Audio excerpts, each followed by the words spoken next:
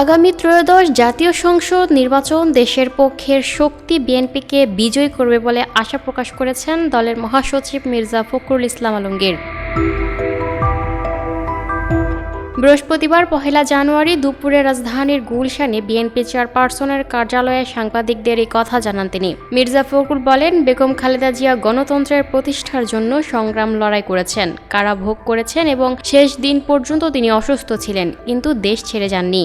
BNP চেয়ারপারসনের দেশের প্রতি ভালোবাসা, মাটির প্রতি ভালোবাসাই সবাইকে আলোড়িত করেছে বলেও মন্তব্য করেন বিএনপি মহাসচিব। তিনি বলেন, দেশের এই ক্রান্তি লগ্নে যখন তার অভিভাবকত্ব সবচেয়ে বেশি দরকার ছিল, সে সময় তার চলে যাওয়ায় মানুষ মর্মাহত হয়েছে।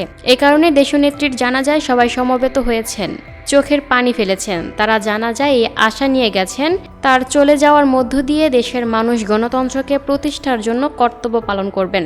নির্বাচন প্রসঙ্গে মির্জা ফখরুল বলেন, দেশের পক্ষের যে শক্তি রয়েছে তারা আগামী নির্বাচনকে সুষ্ঠু, অবাধ ও নিরপেক্ষ করে বিএনপিকে বিজয়ী করবে। তিনি আরও বলেন, বেগম জিয়ার প্রতি মানুষের যে ভালোবাসা সেটি জাতীয়তাবাদী দলকে আরও শক্তিশালী করবে। তারেক রহমানের নেতৃত্বই স্বাধীনতা, সার্বভৌমত্ব ও গণতন্ত্রকে সুসংহত করবে, এটি মানুষ বিশ্বাস করে।